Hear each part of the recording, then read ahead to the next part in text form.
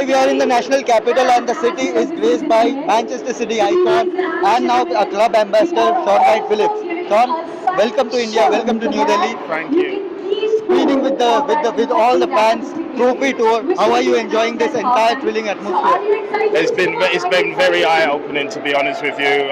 This is my third time to India, and every time I come back, it's just got bigger and bigger in terms of fan base that comes out to the events and obviously to watch the games. So for me, it's fantastic to see. Shaun, I know you have a family rivalry, Arsenal versus Man City. Any message you gave to your dad before coming here or before the match? Any friendly banter between you guys? Put it this way, he phoned me today and he was like, I thought we was working together today, Right. but Man City snagged me to come and see you guys and watch the game with you guys, and that's basically what I told him. So I said, hopefully you lose, but I still love you. Shaun, Man City has made one effort to connect with all the local communities, be it in Manchester, be it anywhere all around the world. How important is it to connect with the local community and see this growing fan base year by year?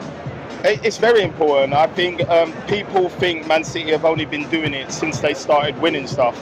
They couldn't be more wrong. I think when I was a kid and I was coming through the academy and I was breaking into the first team, I had to do Christmas pantomimes every year where within the community with the kids, and they've always done like hospital visits, which I know a lot of Premier League clubs done, but they've always done stuff in the community. Now, for them to bring it global is something they've always wanted to do, but in the first spell, they don't have that backing to do that. When the Sheikh comes in and they set out the blueprint and things start going the way everybody wants it to go, of course it makes it a little bit easier to do this, but they're still doing it in the right way. And the partners that they've connected with, like I always use, especially when I come over here, Magic Bus and Asylum, the wonderful things they do over here for the kids in the community. Absolutely. And I was lucky to go to a Magic Bus event in the community yesterday and hang out with some kids, let them ask me some questions, take some pictures and collect some drawings that they gave me. And that is the wonderful thing that Man City do. They try to give back to the fans that support them all over the world, whether it be bring the trophies, whether it be people like me coming out, or whether it be just being here and doing what we're going to do today and watch the game. Right. Shaun, of course, Pep Guardiola has played a huge role in making this fan base a worldwide fan base. It is very passionate back in Manchester, but it is now growing year by year in all entire world. Pep Guardiola, we can count it: centurions, quadruple, treble. He has done it all. What makes him so special? My question is that. No, it's not only the winning mentality. I think that the mental strength to do this, not only everywhere he's been, but after he's done it, to come here and do it continuously, bring in the players that they bring in are always the right players for not just the fans, the club, the wonderful people on the pitch, off the pitch, and the edge that he gives them. Like I'm fascinated when I watch the way he manages, just trying to keep everybody at that elite level and the belief that he has in his squad of players.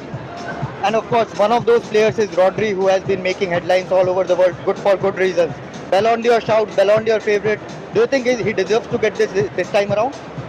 Yeah, I do believe he does, but I'm not going to make out like he's the only one that should win it. There's some fantastic players on that list that also have a chance to win it. But my personal opinion on his individual achievement, where you can be in any team you play in and never lose a game of football and win trophies at the end of it, for me is something special. And I don't think it's happened with anybody since I've been alive that something like that has happened, where you just don't lose for that length of time. I know Invincibles had that season and Bayer Leverkusen did a similar thing, but he did it for 60 odd games, which is pretty much nearly 2 seasons. So for me, I think he's special. As a footballer, he's a special footballer. Another special footballer who is again hitting all the records inside, Erling Haaland. Thoughts on him? Possibly he has the potential to be arguably the best striker Premier League has ever seen. Well, he's on track. I think the most important thing is he loves scoring goals and he loves helping the team win. I think a lot of people think in many ways he just does it for himself.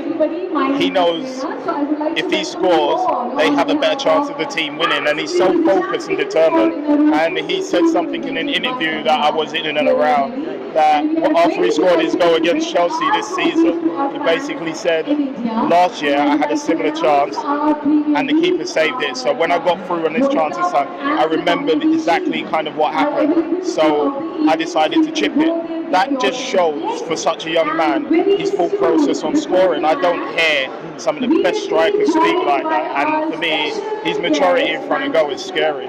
Last question from my side. Another player who is extremely special for Man City, Phil Foden. Actually, his career started to take worldwide fame here in India by winning the Under-17 World Cup. Now, Player of the Year, PFA Player of the Year. How special he is? How special he is for the club? You have seen him from the childhood and now as a mature kid.